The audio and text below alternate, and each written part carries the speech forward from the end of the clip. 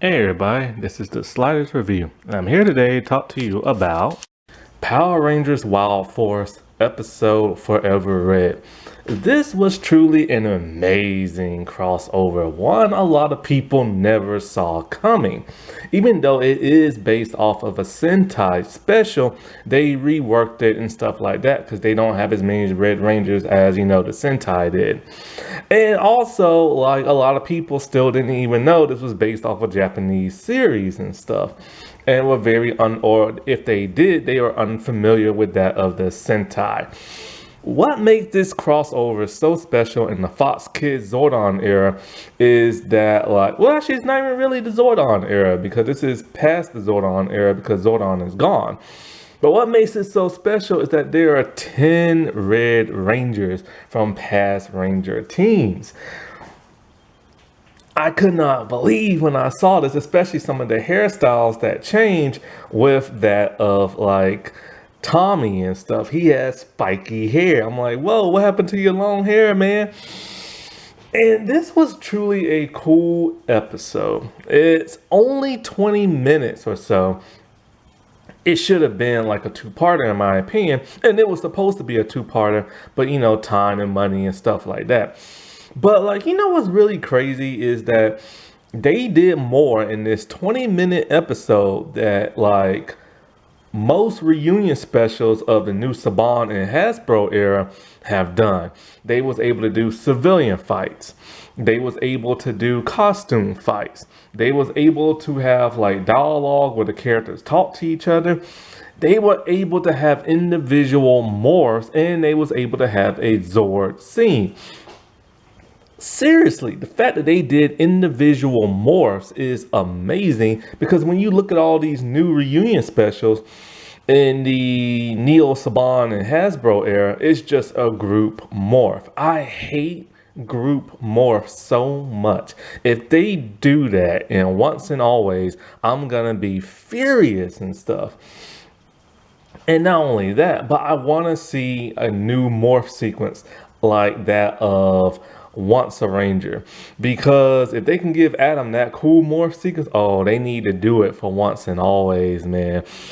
And so, like, it's just shocking and amazing how they are able to do more in this Forever Red thing than they have ever been able to do in the Neon Saban and that of Hasbro era.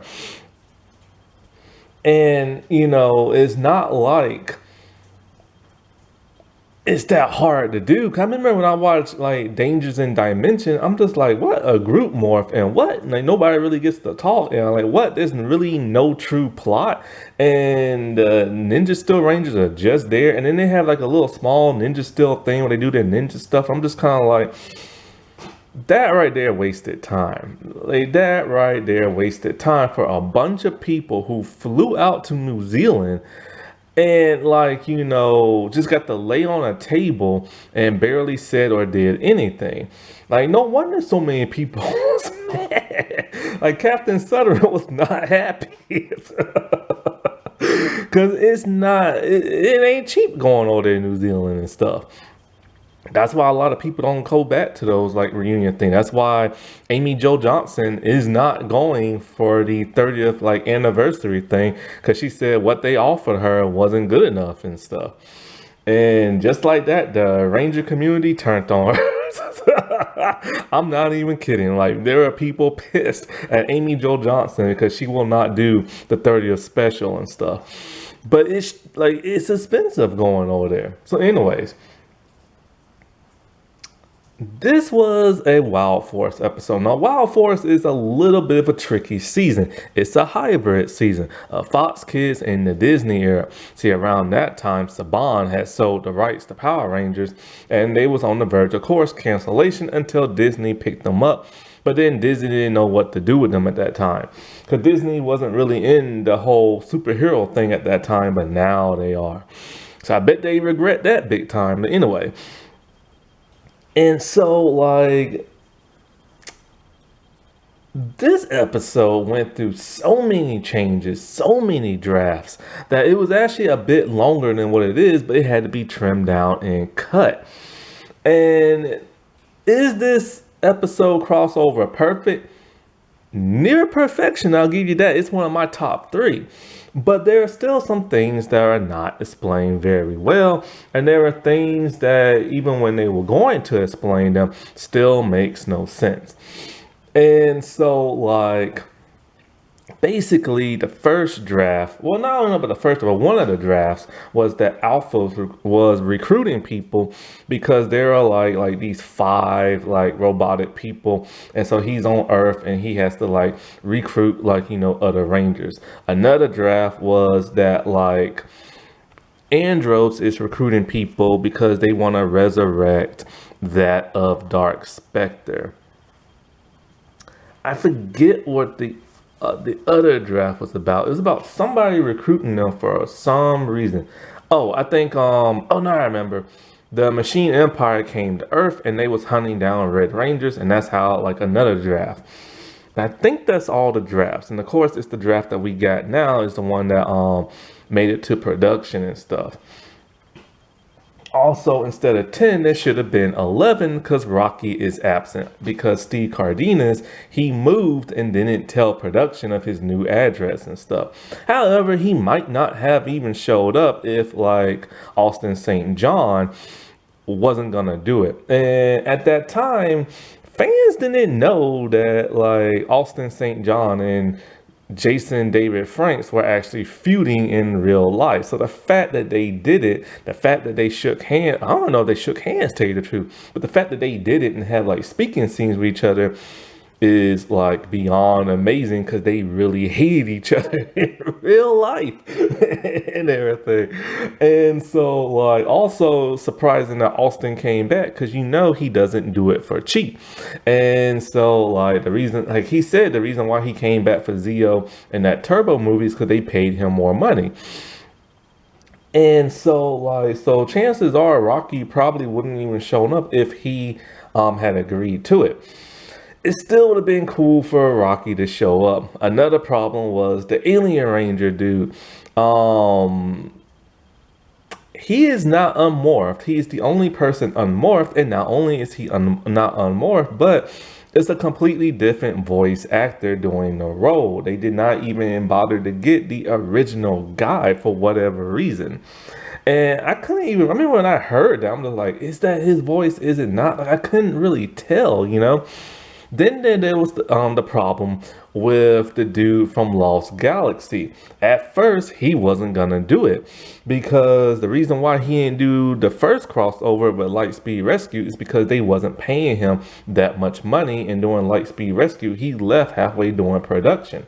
That's why his voice is like changed and stuff like that, doing certain like parts because he was there to not to film things. And so originally he wasn't gonna be in it, but then he did it as a favor for one of the producers, and I had no idea he was CGI inserted in.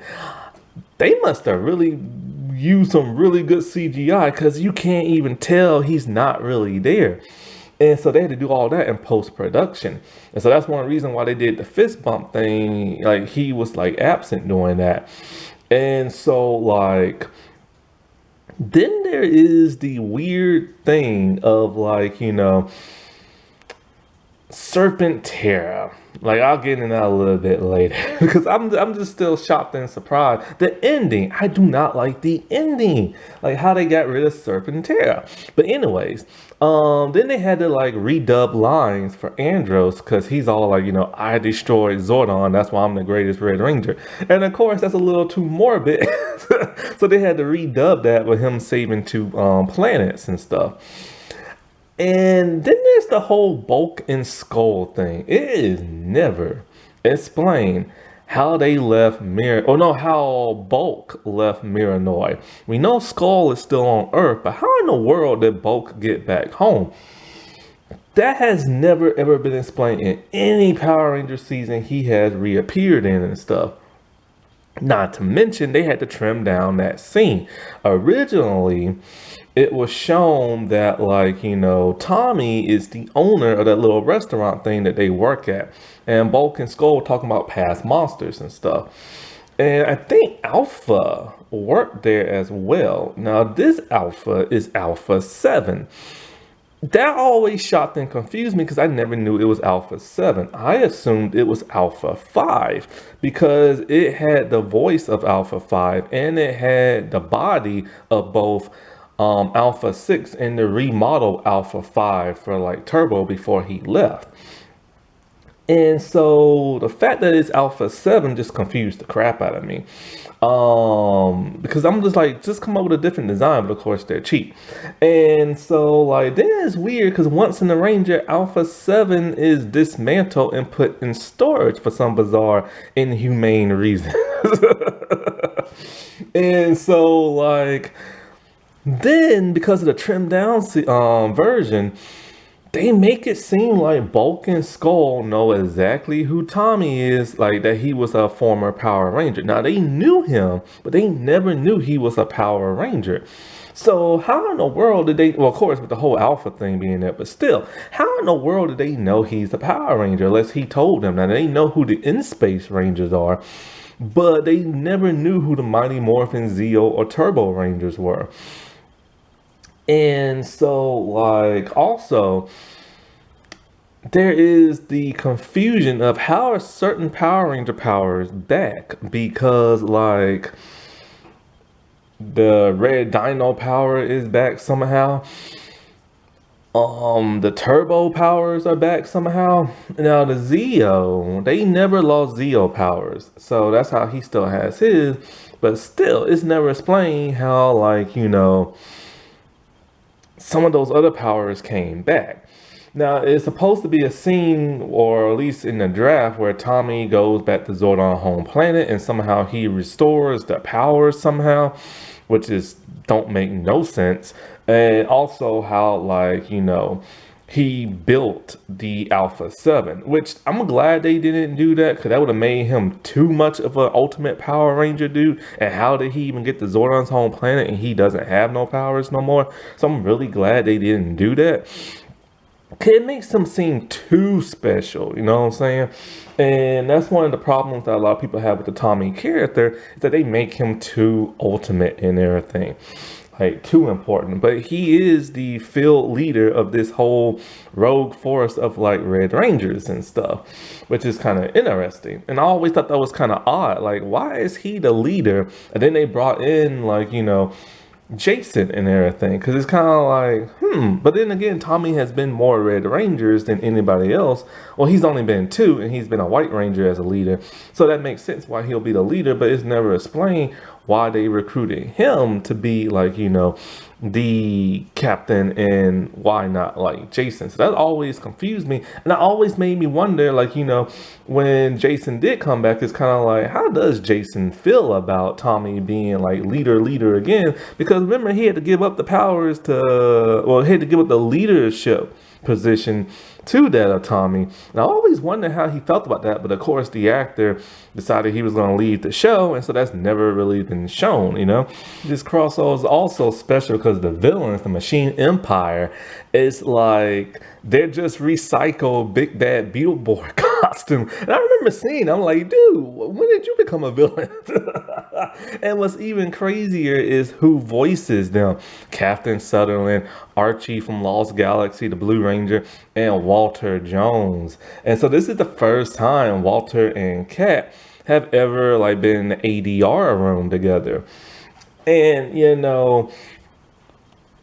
I still can't even believe this is a Wild Force episode. Like, when I saw this, my mind was blown beyond belief. And because I don't know what channel I watched Wild Force on. I think it was Fox, because I don't even know if I had cable at that time or not. But I remember it being on Fox, and I think I did have cable at that time. So maybe I saw it on Fox Family Channel. I don't know, because it was kind of shifting around at that time. And so, like, I remember thinking to myself, wait, hold up. This is a very unusual crossover event. And I'm just kind of like, could this be the end? Like, could this be the final Power Ranger episode? Because I didn't watch Wild Force. That's the thing. I watched Actually, I didn't even really watch it. I skipped around and I saw one episode when the White Ranger got like her Elephant Sword, and that's about it. And I saw a couple of the action scenes from skipping around episodes, but I never watched it entirely until it was on Netflix. And so when it came to this episode, I'm all like, wait, hold up. Power Rangers been on for a long time. They've had some good seasons, and then they had that Turbo season, and then they had the Alien season, which wasn't all that great. And I'm all like, this could be the end, man. Like, what if this is the end? And I really thought it was, and it kind of was until Disney, of course, picked it up, and then they moved everything to New Zealand, and then they had the whole Ninja Storm season. But I was really worried back then, you know what I'm saying? And so, like, you have no idea what it meant to see all those unmorphed, like, Red Rangers and stuff. It was like it was like a weird holy moment or something like that, you know? It was like some of your favorite heroes and leaders just all lined up in a row. And of course we've seen reunion specials where they like, you know, blend in different seasons and stuff, and that's special. But there was just something uncanny about this. Because a lot of the reunion crossover episodes were really good. Like, you know, Lost Galaxy is one of the best ones there is. And but there was just something too special about this. And it was because it was very unique at that time. We had never seen nothing like that. Of course, we see it all the time now, but of course, we never had another Forever Red. I'll get into that later on, too. And so, like, being a teenager or a little kid at that time, this was huge for us. You know what I'm saying? Like, this was like an ultimate crossover event. And it sucks it was only like 20 minutes. I wish it could have been longer. And so, of course, with this special, you have like past Rangers recruiting people. You know, you have Carter from Lightspeed Rescue, I'm about to say the dude's name, the actor's name, recruiting like Cole from Wild Force and everything. And, you know, he's all like, you know, it's a special mission and I just need you. And so, like, the Wild Force Rangers actually show up, but they don't say nothing. So at least they got a cameo, you know what I'm saying? But they were supposed to have dialogue earlier, but it got cut because they were breaking up a bunch of kids, like, pretending to be Power Rangers fighting stuff like that. You know, Carter is interesting. Carter was a firefighter, but I never saw him really as a firefighter. I always saw him as being more militant, and he's a lot more militant in this episode, especially with, like, you know, calling TJ by like his real name. And there's just something very stealthy about this dude I've always liked. That's one reason why I always liked him as a Red Ranger. To me, Carter was always the most human of, like, you know, the Red Rangers. And that's a weird thing to say because a lot of them are humans. But it probably had to do with the Lightspeed Rescue season, with it being all man-made human stuff, you know? And it always begged the question, how in the world did they tap into the morphing grid? But of course, things like RPM and Beast Morphers explain that now. But back then, we just didn't know. We assumed everything was just man-made and somewhat magical, you know? And so he's recruiting people like TJ and stuff like that. And of course, Tommy gets the call. And then we see the Astro Mega Ship rebuilt and everything. And no, wait, Alpha wasn't at that juice bar type thing. He was on the Astro Mega Ship 2.0 and everything. Now I remember. And so, like, I was like, dude, how is this thing even still up? Like, wasn't this thing destroyed in like Lost Galaxy? But of course, it's 2.0. And they didn't even change like the color design or scheme or nothing like that. So I'm like, oh man, at least make it red or something like that. And so, of course, they explain, because they don't have all the Red Rangers there yet. A couple of them are still missing. And they explain how the Machine Empire is like back, a few of them and stuff. And they want to resurrect Serpentera. Of course, Serpentera was Lord Zed's personal Zord from that of season 2, I think it was. And so it's supposed to be this big bad Zord. But the thing about Serpentera, Serpentera was never that bad. Come on now, y'all know it wasn't, because of the fact that like the first time it appeared, it was cool, but after that, it just kept losing power. Like the batteries kept running out, and it was like a very obsolete thing. So it was just never as cool as they was like they say it was, you know. And so I'm like, oh God, Serpentera, like why that? The thing that keeps running out of batteries. And then I was also confused on like the Machine Empire. I'm like, well, hold up, they got destroyed in space. Which is weird because TJ's all like, I thought the Zeo Rangers destroyed the Machine Empire, which they never did. That was always weird. Back in those early Power Rangers seasons, they didn't destroy their main villains and stuff. Like from Mighty Morphin all the way to Turbo, they never destroyed their major bad guy people and stuff. They just kept letting them roam around the universe. And it wasn't until In Space they started like killing their villains off and stuff. And so like I was kind of like, because that Zordon wave was supposed to kill them all, but I guess it was like the whole Lost Galaxy thing. They was probably far away in the galaxy, far away. And so I'm like, okay, cool. The plot is pretty solid. They have to take out this thing. Why not? You know what I'm saying? It's a little jumbled, but hey, why not?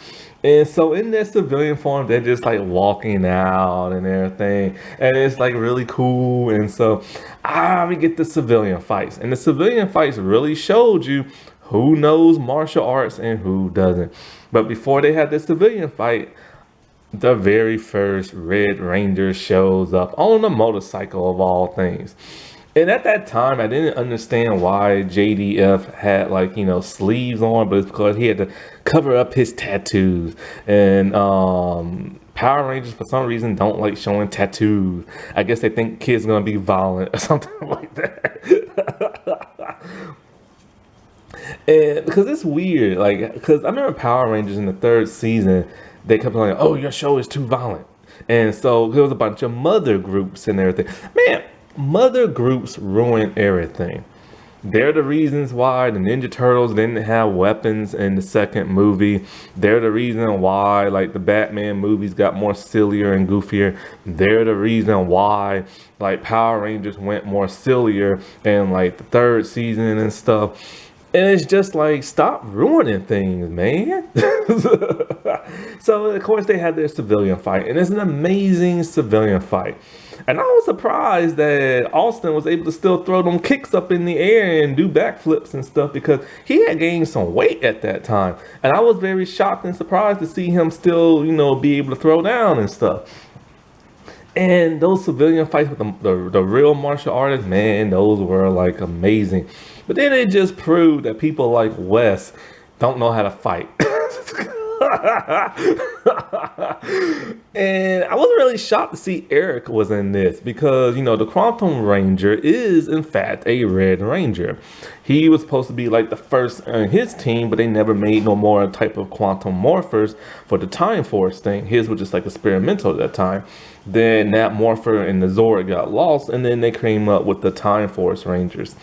And so that was cool. They like incorporated him because technically he's a sixth ranger and he's a very unique ranger at that because, he's red and they already have a red ranger. And so after, of course, that civilian fight, some more people show up. And I always thought it was kind of weird that like the Lost Galaxy dude showed up morph, but then he unmorphed just to morph again. But then the Alien Ranger dude never morphed and stuff. And so like, we get that beautiful like individual morph. The only sad thing about it is that they just recycle the footage of them actually morphing, but at least they get to do the roll call of them morph. But it's like, it was weird. It's like, okay, how did Tommy's hair go from spiky back to long haired? And then, you know what I'm saying? Like, why reuse that stuff, man? Like, Saban is so cheap. He is so cheap.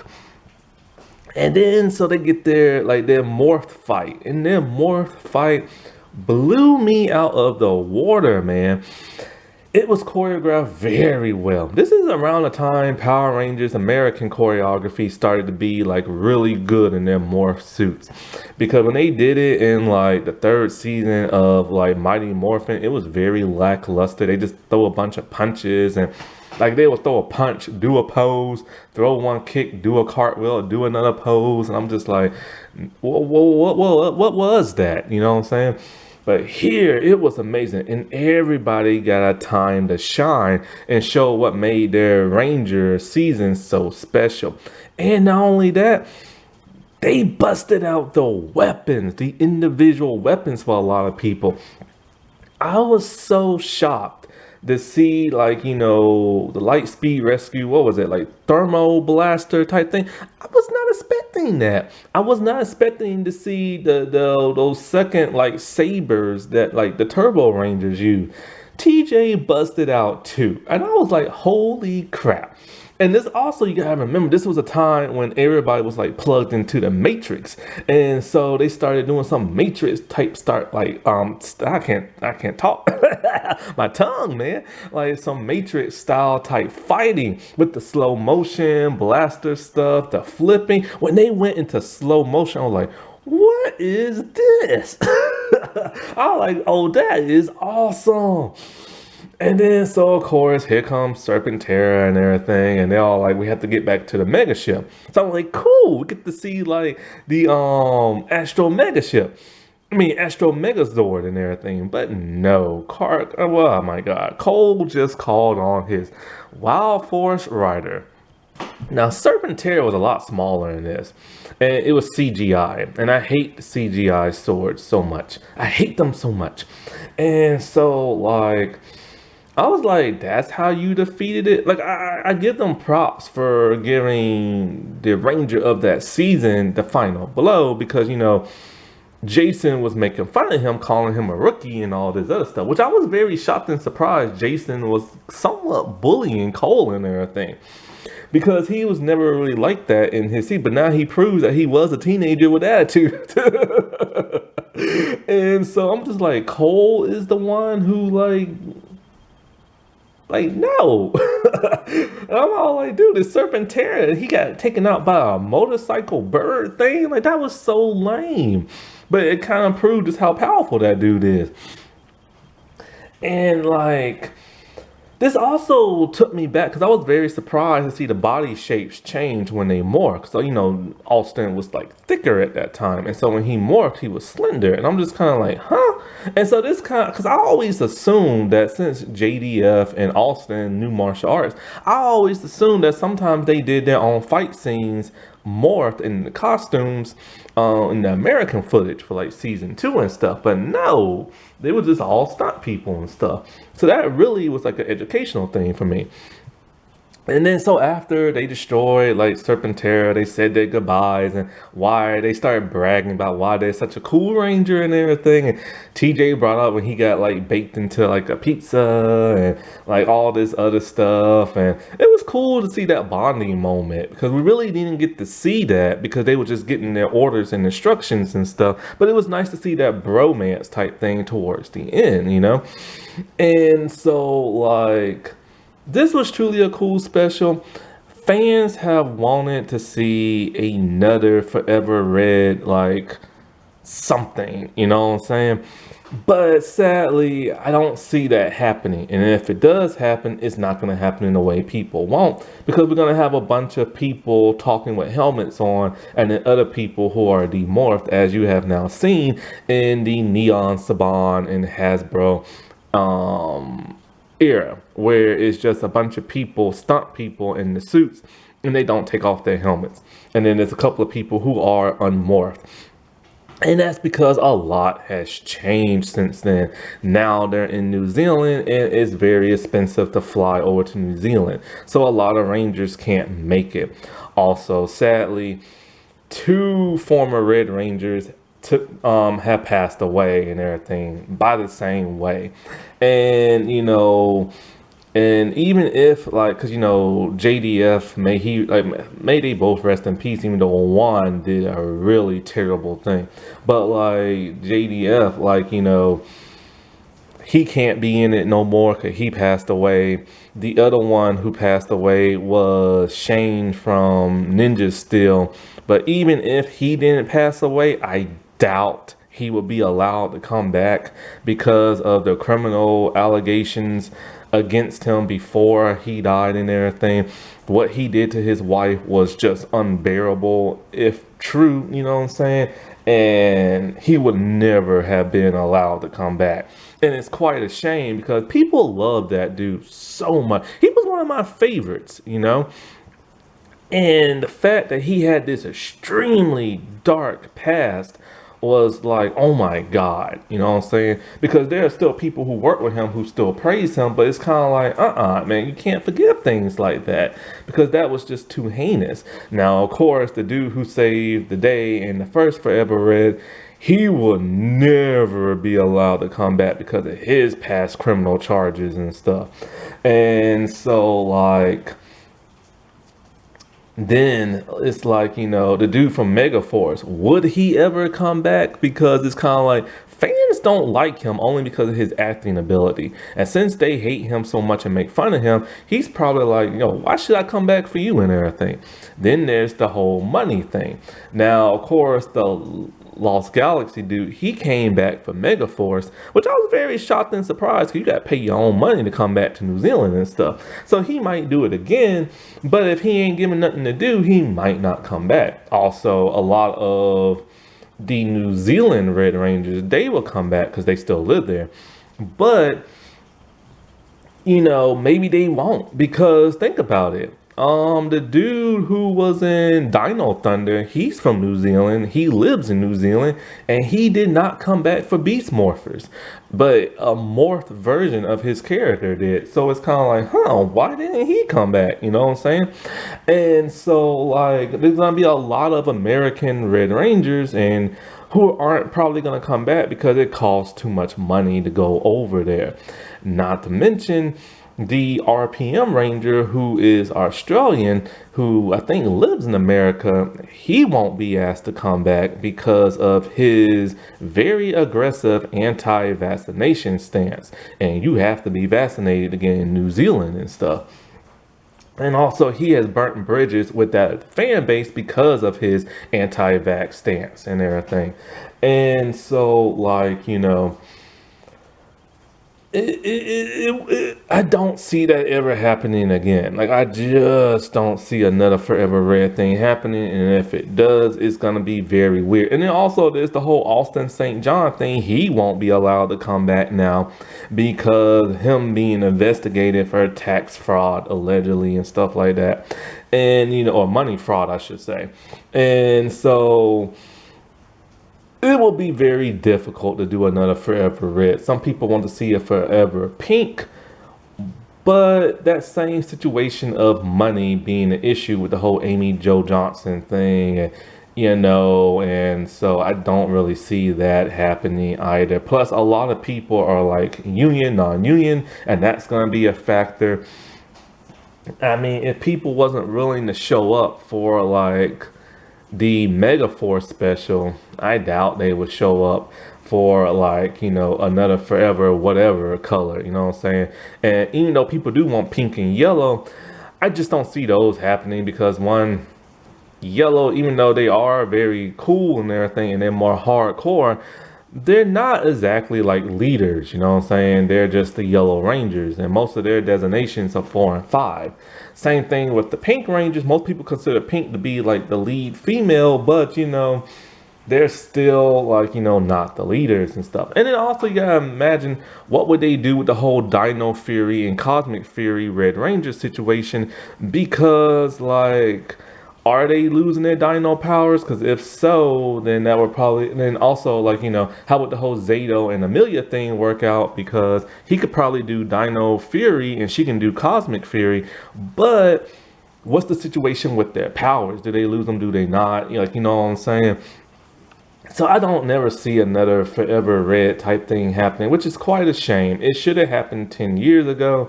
They should have had like at least 20 Rangers there, but you know, they wasted their time, and it is what it is, you know what I'm saying?